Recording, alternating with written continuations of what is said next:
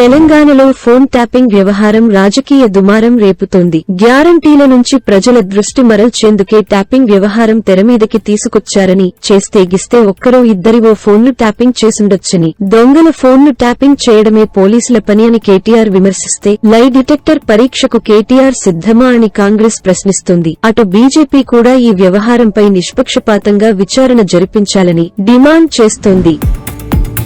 ఆంధ్రప్రదేశ్, తెలంగాణల మధ్య అధికారికంగా ఉన్న బంధానికి తెరపడబోతోంది. జూన్ 2 నుంచి ఉమ్మడి రాజధానిగా హైదరాబాద్ ఉండదు. దీనితో ఏపీకి హైదరాబాద్ లో కేటాయించిన భవనాలు తిరిగి తెలంగాణ ప్రభుత్వం ఆధీనంలోకి వెళ్లబోతున్నాయి. హైదరాబాద్ లోని లేక్ వ్యూ అతిథి గృహంతో పాటుగా మరికొన్ని భవనాలకు సంబంధించి జూన్ 2 నుంచి ఉపయోగించుకుంటే అద్దె చెల్లించాల్సి ఉంటుంది. అది కూడా సరిగ్గా లోక్సభ ఎన్నికల ఫలితాలు విడుదలయ్యే 2 రోజుల ముందు కావడం విశేషం.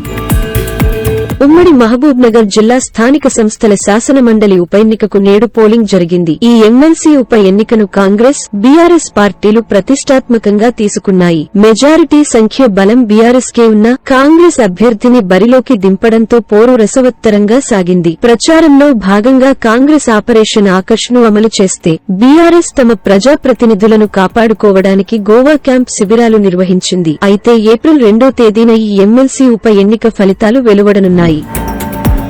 తెలంగాణలో టీచర్ రిక్రూట్మెంట్ టెస్ట్ కు నోటిఫికేషన్, టీచర్ ఎలిజిబిలిటీ టెస్ట్ నోటిఫికేషన్లు విడుదల చేసింది. అయితే అభ్యర్థులు పుస్తకాలతో కుస్తీలు పడుతున్న ఈ సమయంలో రాష్ట్ర సర్కార్ బిగ్ షాక్ ఇచ్చింది. ఓపెన్ స్కూల్ విధానంలో బీఈడీ కోర్సులు చేసిన వారికి ఉపాధ్యాయ నియామక పరీక్ష రాసే అవకాశం ఉండదని అధికార వర్గాలు స్పష్టం చేశాయి. వీళ్లు గతంలో నిర్వహించిన టెట్ పరీక్షలో అర్హత సాధించినప్పటికీ డీఎస్సీకి దరఖాస్తు చేసుకోవడానికి అనుమతి నిరాకరించాలని నిర్ణయించినట్లు సమాచారం. ఆంధ్రప్రదేశ్ ముఖ్యమంత్రి జగన్ మోహన్ రెడ్డి 2వ రోజు మేమంతా సిద్ధం బస్సు యాత్ర ఆళ్లగడ్డలో ప్రారంభమైంది. ఎర్రగుంట్ల గ్రామానికి చేరుకున్నారు సీఎం జగన్. అయితే ఆళ్లగడ్డ నియోజకవర్గం బత్తునూరు వద్ద ఆసక్తికర సన్నివేశం చోటు చేసుకుంది. అటుగా వస్తున్న అంబులెన్స్ కు ముఖ్యమంత్రి జగన్ దారి ఇచ్చారు. పెద్ద ఎత్తున జనం ఉన్నప్పటికీ అంబులెన్స్ సజావుగా వెళ్లేలా జగన్ సిబ్బందికి సూచనలిచ్చి ఆయన మానవత్వాన్ని చాటుకున్నారు. ఆంధ్రప్రదేశ్లో ప్రతి నెల 1వ తేదీన ఖచ్చితంగా ఇచ్చే పింఛన్లు వచ్చే నెలలో ఆలస్యం కానున్నాయి. ఏప్రిల్ నెలలో పింఛన్ల పంపిణీ 1వ తేదీన కాకుండా 3వ తేదీ నుంచి రాష్ట్ర ప్రభుత్వం పంపిణీ చేయనుంది. మార్చి నెలతో ముగుస్తోన్న ఆర్థిక సంవత్సరంతో పాటు వరుస బ్యాంకు సెలవుల వల్ల పింఛన్లు ఆలస్యమవుతున్నట్లు అధికారులు చెబుతున్నారు.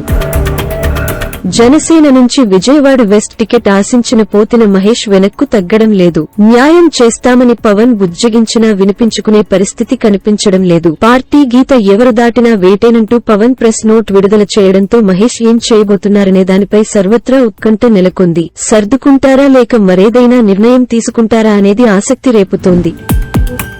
సీఎం జగన్ ఈ రోజు నంద్యాల జిల్లాలో వైసీపీ బహిరంగ సభలో పాల్గొన్నారు. ఈ క్రమంలో వైసీపీ సభ దగ్గరకు వెళ్లిన టీడీపీ మాజీ మంత్రి భూమా అఖిలప్రియ సాగునీటి విడుదల కోసం సీఎం జగన్ కు వినతిపత్రం ఇచ్చేందుకు ప్రయత్నించారు. దీంతో అప్రమత్తమైన పోలీసులు వెంటనే అఖిలప్రియను, టీడీపీ శ్రేణులను పోలీసులు అరెస్ట్ చేసి స్టేషన్ కు తరలించారు.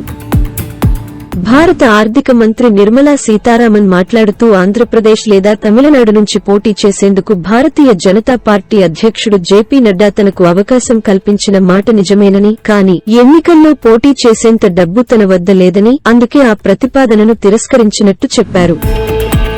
తమిళనాడులోని ఈరోడ్ నుంచి ప్రస్తుత లోక్సభ ఎంపీ గణేశమూర్తి ప్రాతినిధ్యం వహిస్తున్నారు. మార్చి 24న లోక్సభ ఎన్నికలకు టికెట్ రాకపోవడంతో తీవ్ర మనస్తాపానికి గురైన గణేష్ మూర్తి తన ఇంట్లోనే పురుగుల మందు తాగి ఆత్మహత్యాయత్నానికి పాల్పడ్డారు. దీంతో తీవ్ర అస్వస్థతకు గురైన ఆయన కోయంబత్తూరులోని ఓ ప్రైవేట్ ఆస్పత్రిలో చికిత్స పొందుతూ ఈరోజు ఉదయం మృతి చెందారు. కేరళలో కేంద్ర దర్యాప్తు సంస్థ ఎన్ఫోర్స్మెంట్ డైరెక్టరేట్ భారీ చర్యలు చేపట్టింది. కేరళ ముఖ్యమంత్రి పినరయి విజయన్ కుమార్తె వీణతో పాటు ఆమెకు చెందిన ఐటీ కంపెనీతో పాటు ఇతరులపై ఈడీ మనీలాండరింగ్ కేసు నమోదు చేసింది. వీణాపై ఈడీ మనీలాండరింగ్ కేసు నమోదు కావడం దేశవ్యాప్తంగా సంచలనం రేపుతోంది. అరుణాచల్ ప్రదేశ్ లో బీజేపీ బోణీ కొట్టింది. ఇక్కడ ఏప్రిల్ 19న 2 లోక్సభ నియోజకవర్గాలతో పాటు రాష్ట్ర అసెంబ్లీ ఎన్నికలు కూడా జరగనున్నాయి. ఈ నేపథ్యంలో నామినేషన్ల గడువు మార్చి 27తో ముగిసింది. సీఎం పెమా ఖండు పోటీ చేస్తున్న ముక్తో నియోజకవర్గంతో పాటు తాలిహా, సగలి, రోయింగ్ నియోజకవర్గాల్లో కేవలం బీజేపీ అభ్యర్థులు మాత్రమే నామినేషన్ దాఖలు చేశారు. దీంతో వీరి ఎన్నిక ఏకగ్రీవం కానుంది. హైదరాబాద్లోని రాజీవ్ గాంధీ అంతర్జాతీయ స్టేడియంలో బుధవారం ముంబై ఇండియన్స్ తో జరిగిన మ్యాచ్లో సన్రైజర్స్ హైదరాబాద్ 31 పరుగుల తేడాతో విజయం సాధించింది. ఈ చారిత్రాత్మక మ్యాచ్లో హైదరాబాద్ 277 పరుగుల రికార్డు స్కోరు చేయగా లక్ష్యాన్ని ఛేదించే క్రమంలో ముంబై 246 పరుగులకే ఆలౌటైంది. ఇండియన్ ప్రీమియర్ లీగ్ 2024 టోర్నమెంట్ ప్రారంభమై వారం రోజులు పూర్తయింది. ఇప్పటి వరకు మొత్తం 8 మ్యాచ్లు జరగగా ఈరోజు జైపూర్లో రాజస్థాన్ రాయల్స్, ఢిల్లీ క్యాపిటల్స్ మధ్య హైవోల్టేజ్ మ్యాచ్ జరగనుంది. అమెరికాలో భారీ వంతెన కుప్పకూలిన విషయానికి తెలిసిందే. అయితే దీనికి కారణమైన కంటైనర్ షిప్ ను నడుపుతోంది పూర్తిగా భారతీయులే. వీరు ఈ వంతెనకు సమీపంలోకి రాగానే ఇక ప్రమాదం తప్పదని అంచనాకు వచ్చేశారు. అంతే ఎమర్జెన్సీ అలారం మోగించారు. దీంతో ఈ వంతెనపైకి వచ్చిన వాహనాలు ఎక్కడికక్కడే ఆగిపోయాయి. దీంతో పెను ప్రమాదం తప్పినట్లు ఇప్పుడు అధికారులు తేల్చారు. దీనిపై స్పందించిన మేరీల్యాండ్ గవర్నర్ ఆ భారతీయులు హీరోలు అంటూ ప్రశంసలతో ముంచెత్తారు. భారత్తో ద్వైపాక్షిక వివాదం తర్వాత మాల్దీవులకు అన్ని విధాలా సాయం చేస్తామని చైనా ప్రకటించింది. మాల్దీవులతో ఇప్పటికే చైనా సైనిక ఒప్పందం కుదుర్చుకుంది. ఇందులో భాగంగా తమ దేశానికి చైనా బాష్ప వాయుగోళాలు, పెప్పర్ స్ప్రే వంటి సాధారణ అస్త్రాలను ఉచితంగా అందించడంతో పాటు సైనిక శిక్షణ కూడా ఇస్తుంది. తాజాగా తాగునీటి కొరతను అధిగమించేందుకు మాల్దీవులకు చైనా 1500 టన్నుల తాగునీరు అందజేసింది.